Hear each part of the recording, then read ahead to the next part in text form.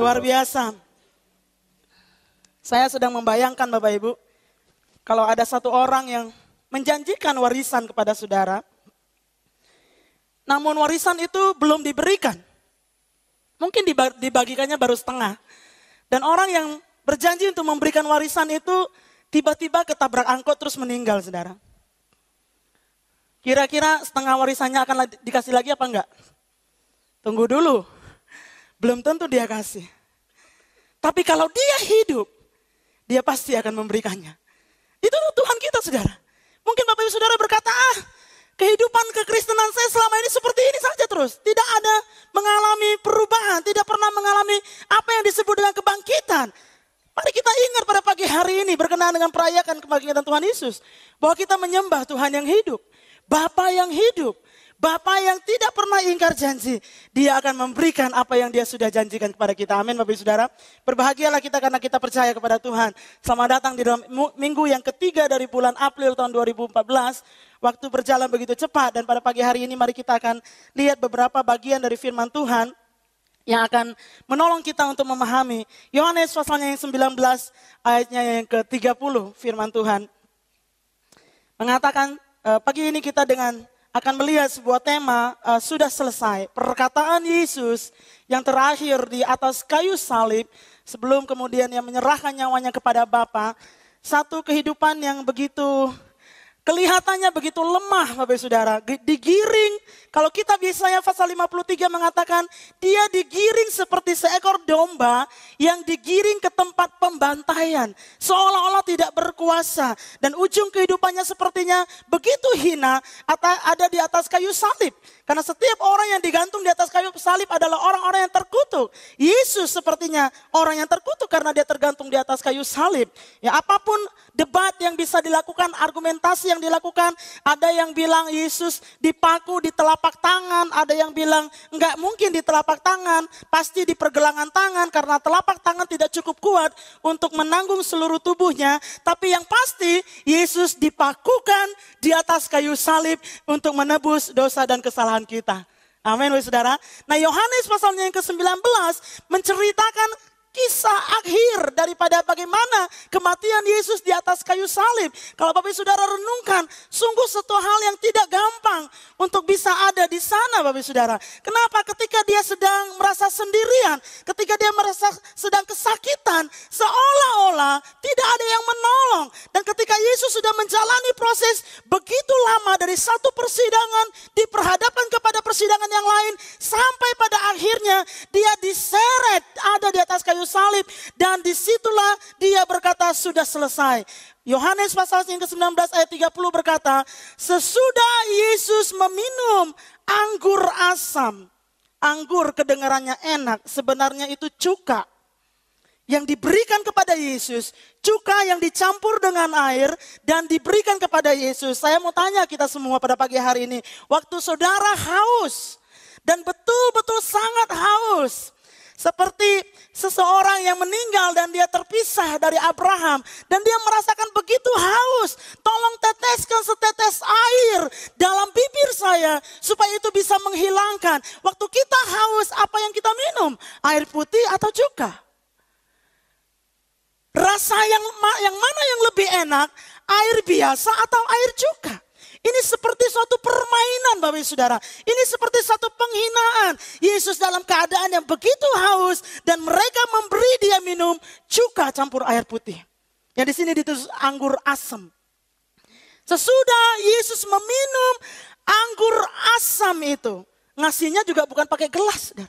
Pakai spons. Ibu-ibu yang cuci piring di rumah, sponsnya dicelupkan di dalam anggur cuka asam itu dan diberikan kepada Yesus. Lalu ia menundukkan kepalanya dan menyerahkan nyawanya. Dia menghembuskan nafasnya yang terakhir. Di situ dia katakan sudah selesai. Nah, sudah selesai atau it is finished dikatakan di dalam firman Tuhan, itu merupakan suatu frase atau kalimat yang sangat lazim disebutkan pada masa zaman Tuhan Yesus, tetapi hari-hari ini sudah tidak dipakai lagi Bapak Saudara. Nah saya coba melihat konteks kita hari ini. Kalau dulu orang kalau bilang oleh-oleh itu buah tangan. Sekarang orang jarang mau ngomong buah tangan. Oleh-oleh aja gitu ya. Kira-kira seperti itu. Jadi kalimat sudah selesai dalam bahasa aslinya disebut tetelestai. Waktu Yesus menghembuskan nafas yang terakhir, perkataan terakhir yang dia sampaikan adalah tetelestai. Dan itu merupakan begini Bapak Saudara, apa arti dari tetelestai itu? Nah mari kita lihat, yang pertama tetelestai ini berarti seorang hamba yang melaporkan kepada tuannya. Seorang budak datang kepada tuannya, di hadapan tuannya dia berkata begini, Tuanku, sudah selesai semua yang engkau perintahkan kepadaku. Sudah selesai semua yang engkau tugaskan kepadaku. Makanya di dalam Yohanes pasalnya yang ke-17, ayatnya ke-4 di awal ayat tadi yang ditunjukkan, Yesus berkata begini, Aku telah mempermuliakan engkau di bumi dengan jalan menyelesaikan pekerjaan yang engkau berikan kepadaku untuk melakukannya. Nah Bapak Ibu Saudara yang kasih dalam Tuhan, tetelestai artinya Bapa, aku sudah menyelesaikan apa yang engkau mau aku selesaikan. Nah saudara yang terkasih di dalam Tuhan, kalau kita melihat dihubungkan dengan perjalanan visi gereja kita atau tema dalam 1 bulan ini, di minggu pertama kita sudah belajar bagaimana kehidupan ini adalah sebuah penugasan. Kita belajar dari Yusuf, kita belajar dari Daud. Ada banyak tokoh-tokoh di dalam Alkitab yang jelas Tuhan memberikan sebuah penugasan di dalam kehidupan mereka. Dan kapan mereka selesai, ketika itulah Tuhan angkat pulang kehidupan mereka. Nah saudara, minggu lalu juga kita juga belajar tentang persembahan yang benar. Bagaimana mempersembahkan kehidupan kita di hadapan Tuhan. Nah Yesus kehidupannya menunjukkan kepada kita sebagai sebuah penugasan. Ia menjalani kehidupannya dengan begitu mulia sebagai anak Allah di atas muka bumi ini. Nah kalau kita perhatikan Bapak Ibu Saudara, untuk kita sampai pada hari ini, perhatikan bahwa ketika Tuhan menciptakan manusia, ada sebuah tugas yang diberikannya di atas muka bumi ini.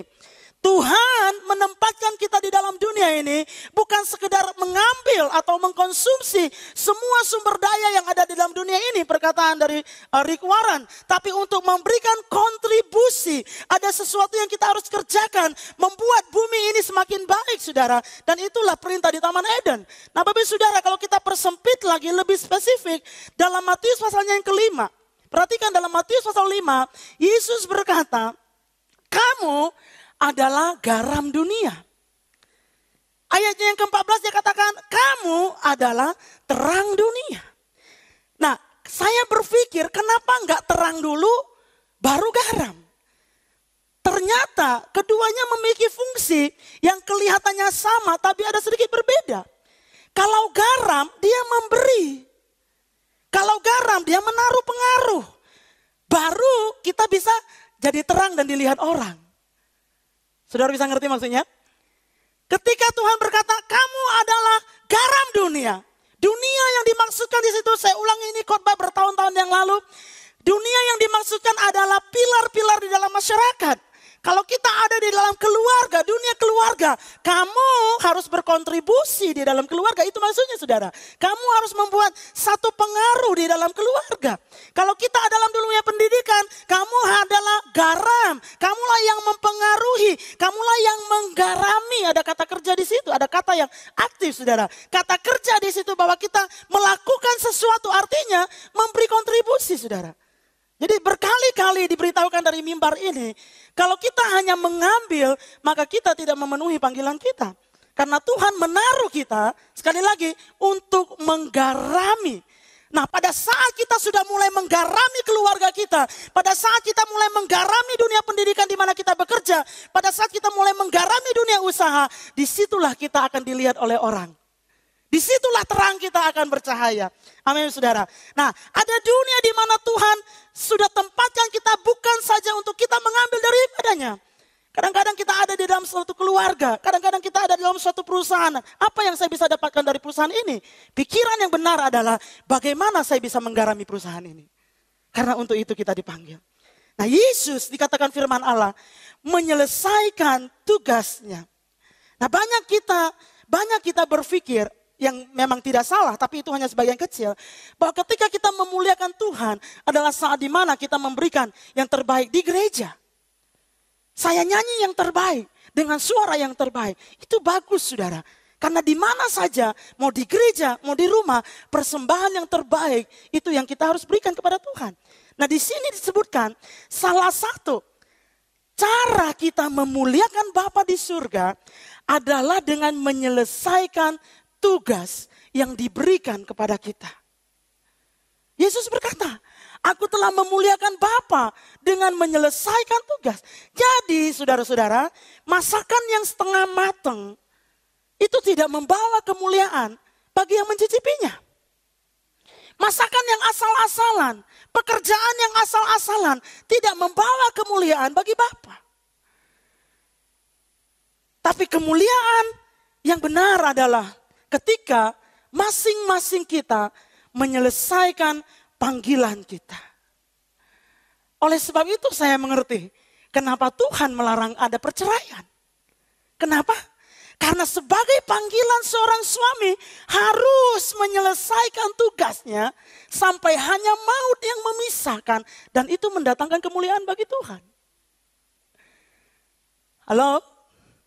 Seorang anak belajar menghormati orang tuanya. Belajar menghormati ayah dan ibunya. Sampai kapan? Sampai orang tuanya meninggal. Bukan sesudah orang tuanya meninggal. Tapi sebelum mereka meninggal. Dengan demikian kita menyelesaikan panggilan kita sebagai seorang anak. Tapi ada banyak orang berhenti di tengah jalan. Saling mengasihi. Kalau kita sebagai seorang karyawan, ada satu tugas yang kita perlu selesaikan, saudara. Coba bayangkan diri kita, saudara. Coba bayangkan saudara adalah seorang majikan. Ya, kemudian saudara pengen apa? Sayur asem. Ya. Terus saudara bilang sama hamba saudara, asisten pribadi saudara di rumah tangga. Dan berkata, tolong bikin sayur asem. Besok ibu dan bapak dan anak-anak pengen makan sayur asem. Oke ibu, kita akan bikin sayur asem. Terus dia ke pasar. Dia beli semua bahan-bahannya. Sampai di rumah dia potong-potong semuanya. Terus mana sayur asamnya? Oh itu udah ada di dapur bu. Ternyata itu hanya sayur yang sudah disiapkan. Tapi belum jadi sayur asam. Bagaimana perasaan kita? Nah Tuhan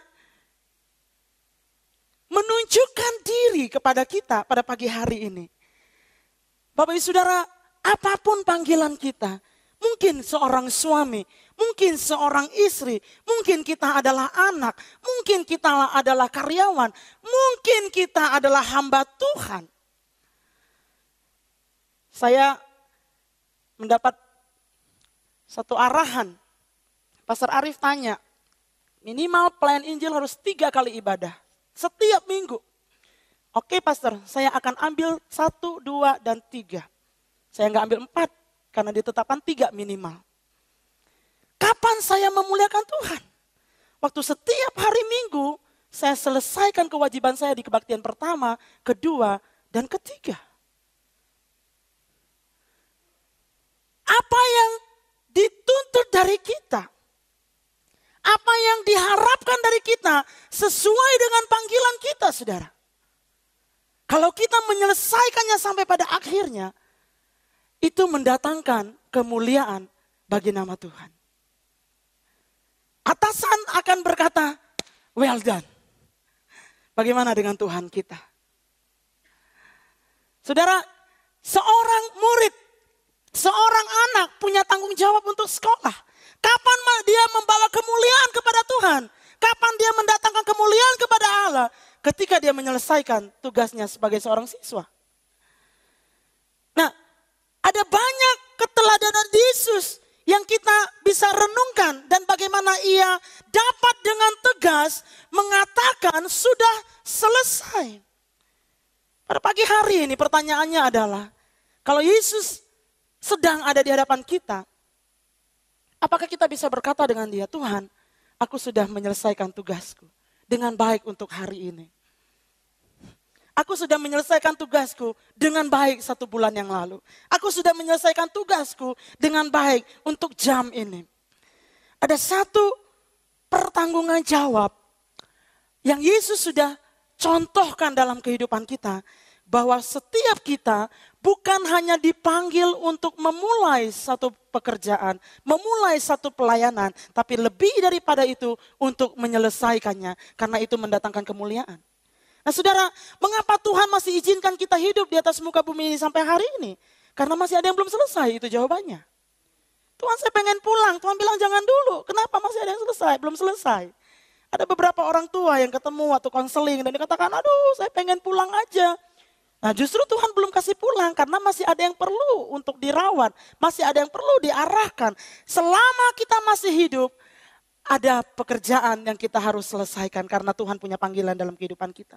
Nah banyak orang bisa memulai tapi sedikit yang bisa menyelesaikan. Nah ini saudara, kecenderungan kita bisa mulai. Tapi kita gak bisa selesaikan. Tapi syukur kepada Tuhan pada pagi hari ini kita merayakan hari kebangkitan Kristus yang mengingatkan kepada kita ada satu kuasa yang Kristus sudah nyatakan di dalam kehidupan kita yang kalau kita terima kuasa itu akan mendrive kita, akan memampukan kita sampai kita menyelesaikan seperti yang Yesus lakukan. Tapi saudara, mudah untuk memulai sebuah pekerjaan, mudah untuk memulai sebuah pelayanan, mudah untuk memutuskan sebuah pernikahan, mudah untuk baca buku, saya pengen baca buku, mudah untuk coba WPDA, mudah untuk banyak perkara yang kita bisa lakukan, tapi begitu sulit untuk menyelesaikannya. Banyak yang setengah jadi saudara. Namun Yesus memberikan satu contoh pada pagi hari ini. Sudah selesai. Kalau kita mau memuliakan Tuhan, selesaikan panggilan kita dengan baik. Kalau kita mau memuliakan Tuhan, selesaikan sampai kepada garis finish. Jangan lari di tengah jalan dan katakan saya gak jadi ikut pertandingan. Itu tidak membawa kemuliaan kepada orang yang mengutus kita. Kalau kita mau memuliakan Tuhan, baik kita bisa menyanyi, memuji, membesarkan nama Tuhan. Tapi lebih daripada itu, pada pagi hari ini, Tuhan mengingatkan kepada kita, selesaikan panggilanmu. Selesaikan tanggung jawabmu. Sebagai orang tua, dimanapun Tuhan memanggil kita dan memakai kita. Saudara, buat perhitungan, makanya Yesus bilang. Makanya kenapa sebelum nikah, buat perhitungan. Mau gak saya bayar harga? Menyelesaikan sampai pada akhirnya. Nah, saudara, sudah selesai atau tetelese itu merupakan sebuah teriakan kemenangan. Dan penggenapan, bukan sebuah kekalahan. Kematian Yesus di atas kayu salib, ketika dia membiarkan dirinya diseret, ketika dia membiarkan seluruh kehidupannya di apapun juga diludahin. Kalau saya dengar secara oral sejarahnya, itu ada yang lemparin karena itu lokasinya di pasar di Via Dolorosa. Ada orang yang lempar dia dengan telur busuk, ada orang yang ludahin dia, macam-macam orang lakukan. Kematiannya di atas kayu salib seolah-olah sebuah kekalahan. Tapi sebenarnya saudara, mempersiapkan dirinya untuk satu kemenangan yang lebih besar.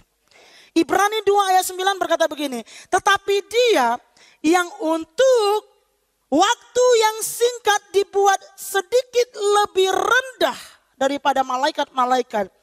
Yaitu Yesus kita lihat, yang oleh karena penderitaan maut dimahkotai dengan kemuliaan dan hormat. Supaya oleh kasih karunia Allah, ia mengalami maut bagi semua manusia. Nah saudara perhatikan ayat ini. Yesus untuk sejenak diturunkan derajatnya. Yesus untuk sejenak ditaruh di bawah malaikat saudara. Kenapa ya ada di bawah malaikat? Karena malaikat gak pernah mati tapi Yesus mati. Jadi untuk sesaat dia ditaruh di bawah malaikat. Sebentar saja. Seolah-olah pada saat itu dia mengalami satu kekalahan. Dia adalah manusia yang lemah. Dia gak bisa menyebut dia raja. Dia tidak bisa menyebut dirinya Tuhan. Karena dia mengalami kematian. Tapi dengarkan. Pada hari ini kita merayakan kebangkitannya. Ada satu kemenangan yang begitu besar saudara. Akibat dari apa yang Yesus lakukan. Nah waktu kita mengalah. Waktu kita bayar harga untuk menyelesaikan tugas kita. Menyelesaikan panggilan kita. Mungkin banyak orang akan tertawakan kita. Bodoh kayak begitu. Mungkin orang akan mencemooh kita seolah-olah kita kalah. Kita akan dihina, kita akan dipandang rendah. Tapi saya mau katakan. Mengalah untuk menang ada kemuliaan yang lebih besar. Amin. Ada kemuliaan yang lebih besar. Saya ingat minggu kemarin saya ceritakan di sebuah gereja di Sarang Community Church yang ada di Korea, saudara. Dimulai hanya dengan 9 orang.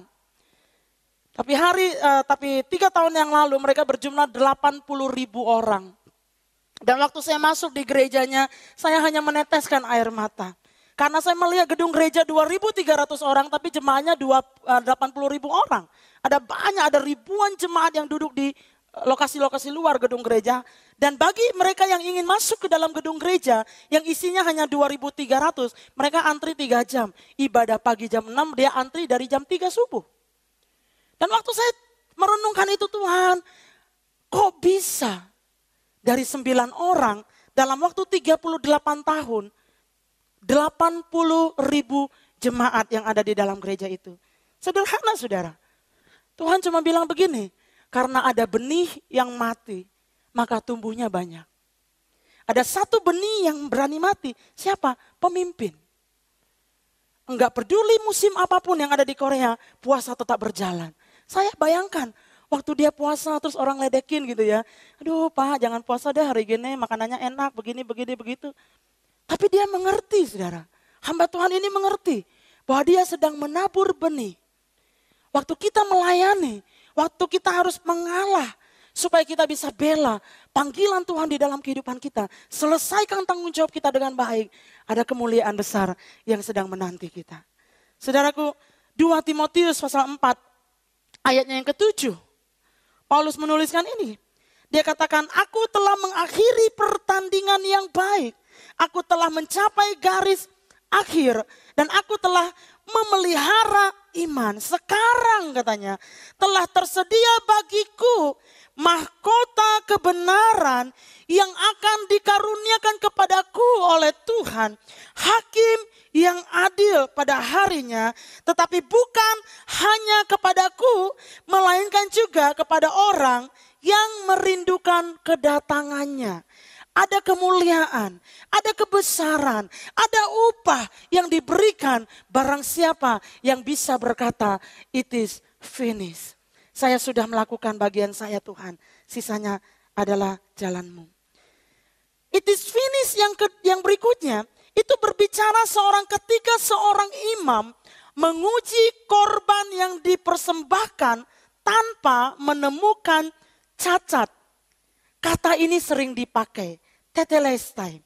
Ketika seorang imam menguji korban yang akan dipersembahkan di dalam rumah Tuhan, di bait sucinya Tuhan, dan menemukan bahwa di korban itu tidak ada cacat celah. Dan itu yang Yesus katakan, Bapa, ini aku, korban, aku sudah melakukan bagianku tanpa celah untuk dipersembahkan kepadamu.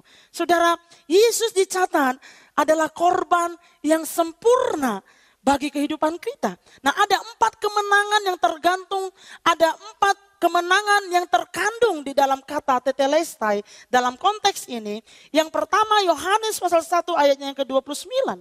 Ada penebusan. Pada keesokan harinya, Yohanes melihat Yesus datang kepadanya dan ia berkata, lihatlah anak domba Allah yang menghapus dosa. Ibrani 9:26 mencatat, sebab jika demikian ia harus berulang-ulang menderita sejak dunia ini dijadikan. Tetapi sekarang ia hanya 1 kali saja menyatakan dirinya pada zaman akhir untuk menghapuskan dosa oleh korbannya. Nah, Bapak Saudara yang kasih dalam Tuhan, apa yang terkandung di dalam kata tetelestai adalah terjadi penebusan. Itu yang sudah kita dengar pada hari Jumat kemarin. Nah, pemberian kita kepada Tuhan, persepuluhan yang kita berikan kepada Tuhan, persembahan-persembahan yang kita bawa ke dalam rumah Tuhan, nyanyian yang kita berikan kepada Tuhan, persembahan tubuh yang kita berikan kepada Tuhan, bukan untuk menebus dosa kita lagi, tetapi itu adalah ucapan syukur kita kepada Tuhan. Kita tidak pernah bisa menebus dosa kita kecuali Yesus yang adalah korban yang sempurna. Nah, Warren Wiersbe berkata begini, mungkin yang paling berarti dari kata tetelestai adalah ketika itu dikaitkan dengan perdagangan, di mana disebut di sana hutang telah dibayar lunas. Semua kita hutang darah, saudara. Ketika kita lahir di dalam dunia ini, kita hutang kehidupan kita. Ada di dalam satu kebinasaan untuk selama-lamanya. Tetapi Yesus datang menebus kehidupan kita. Nah, arti yang kedua dari tetelesta yang terkandung di dalam pengertian yang kedua sebagai korban yang sempurna adalah akses ke tempat Maha Kudus. Ibrani 10 ayat 19 berkata begini, jadi saudara-saudara, oleh darah Yesus kita sekarang penuh keberanian dapat masuk ke dalam tempat kudus. Karena ia telah membuka jalan yang baru dan yang hidup bagi kita melalui tabir, yaitu dirinya sendiri, 21. Dan kita mempunyai seorang imam besar sebagai kepala rumah Allah. Nah ini yang sering kali kita hilang, saudara. Seringkali ada banyak di antara orang-orang yang menyebut dirinya sebagai orang Kristen tidak berani berdoa karena merasa tidak layak. Saya tidak tahu berapa banyak saudara yang pernah mengalaminya. Bapak-bapak yang ada di dalam rumah tangga ketika ayo doakan anak-anakmu. Wah, itu mah kayaknya istri saya lebih cocok. No, you are the leader. Saudara adalah pemimpin, saudara adalah ayah. Ingat apa yang Yesus lakukan. Dia sudah membuka akses ke tempat Maha Kudus di mana setiap orang yang percaya kepadanya memiliki akses langsung untuk bisa ngomong dengan Tuhan. Nah, seringkali ini yang selalu diintimidasikan oleh roh jahat. Engkau tidak layak, engkau tidak layak. Tadi baru ngomelin orang, tadi baru nyuri, tadi baru begini. Dan begitu saudara, kita harus memegang apa yang dikatakan oleh firman Tuhan. Ketika kita mengaku dosa kita, maka Allah adalah setia dan adil. Kenapa? Korban Yesus sudah ada bagi kita. Apa yang Yesus lakukan? Waktu kita melihat kepada salib, apa yang salib ini mengingatkan kepada kita? Pastor Daud dikatakan salib itu akhir-akhir ini hanya menjadi simbol. No, tidak untuk jemaat Bethlehem. Jemaat Bethlehem akan mengerti pada hari ini bahwa ketika kita lihat salib, saya tahu pintu ke surga sudah terbuka. Saya tahu telinga Tuhan mengarah kepada seruan saya. Saya tahu Tuhan ada kapan waktu saya membutuhkan dia untuk berdoa, bersekutu dengan dia. Jangan ada yang merasa tertuduh Bapak Saudara. Karena darah Yesus sudah dicurahkan bagi kita. Kita dilayakkan oleh karena darah Yesus. Bukan karena perbuatan kita. Nah oleh sebab itu saudara, ada banyak orang Kristen yang tidak bisa memenuhi panggilan 1 Petrus pasal 2 ayatnya yang ke-9. 1 Petrus pasal 2 ayat 9 berkata begini, tetapi kamulah bangsa yang terpilih, imamat yang rajani, bangsa yang kudus umat kepunyaan Allah sendiri, supaya kamu memberitakan perbuatan-perbuatan yang baik dari Dia yang telah memanggil kamu keluar dari kegelapan kepada terangnya yang ajaib.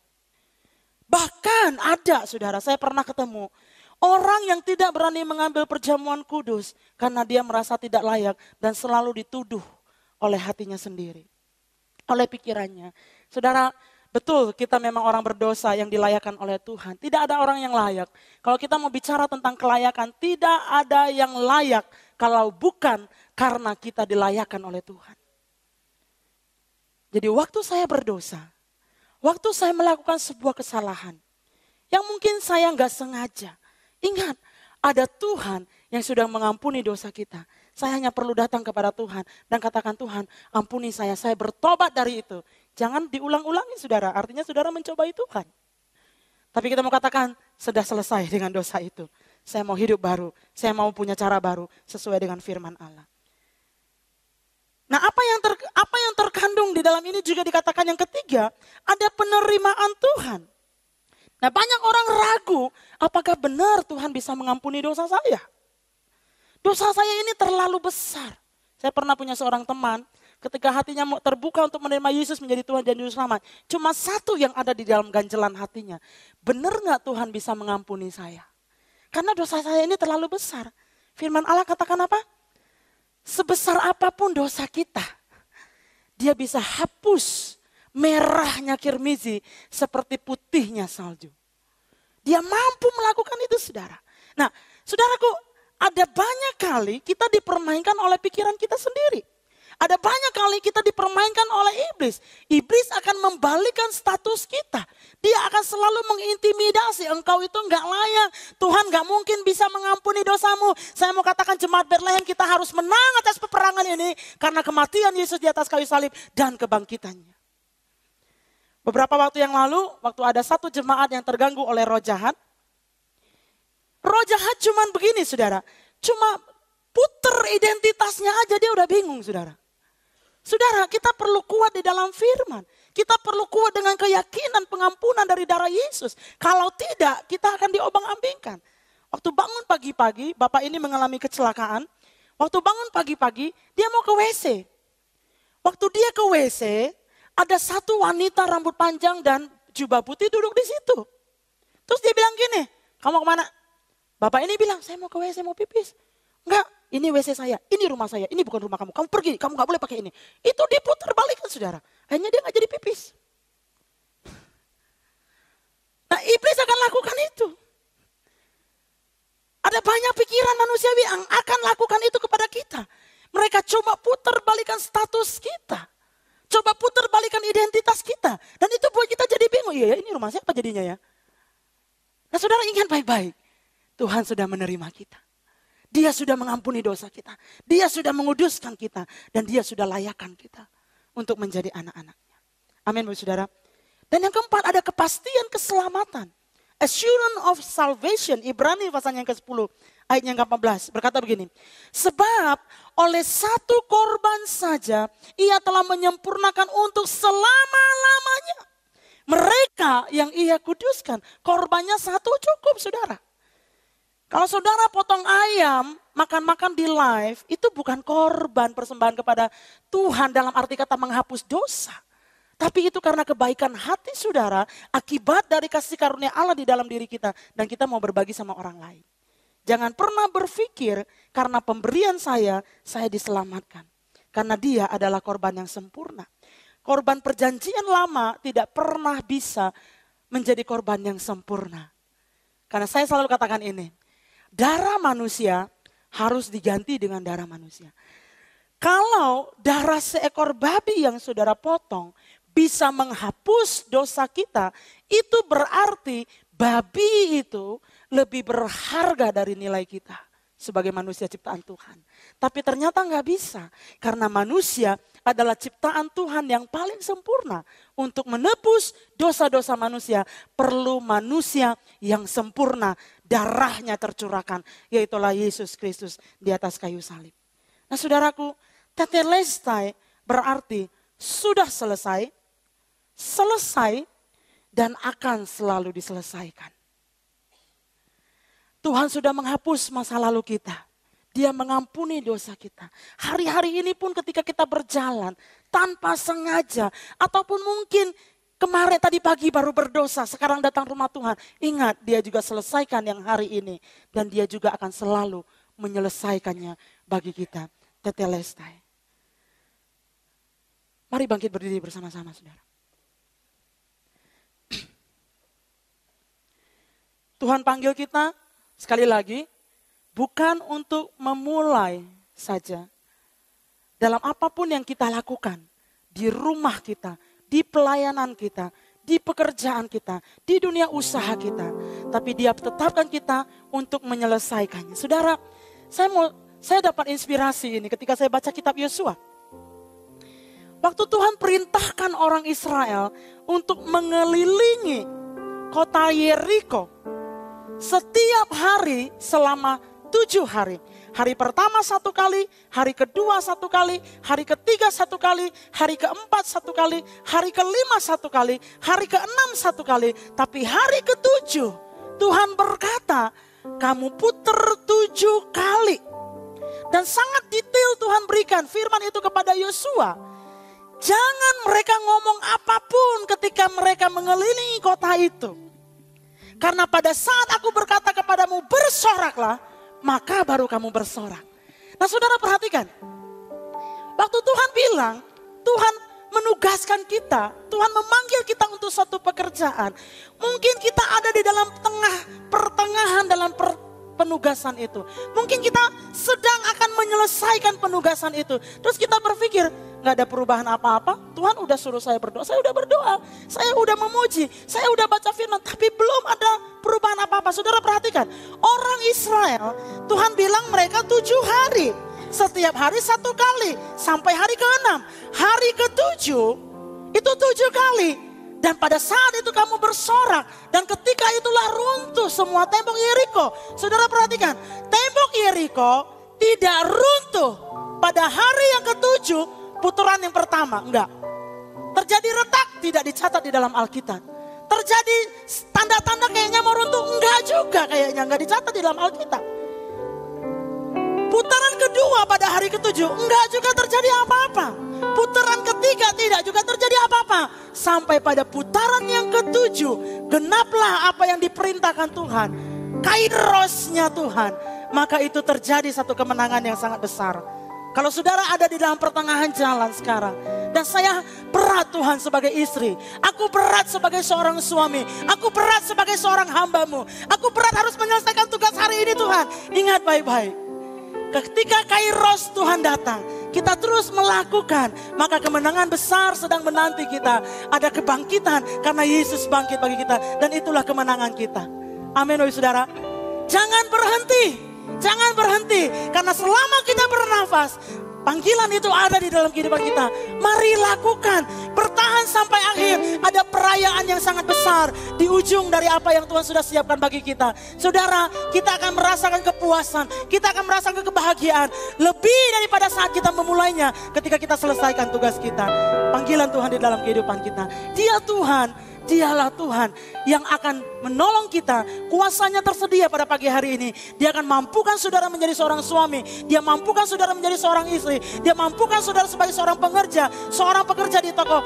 Di mana saja dia akan mampukan kita. Terima kuasa Tuhan pada pagi hari ini. Dan berkata yes, terima kasih Tuhan. Karena Engkau telah menyelesaikannya. Dan membuat contoh bagi saya. Saya akan melakukan bagian saya. Selebihnya kuasa Tuhan yang akan menolong kita.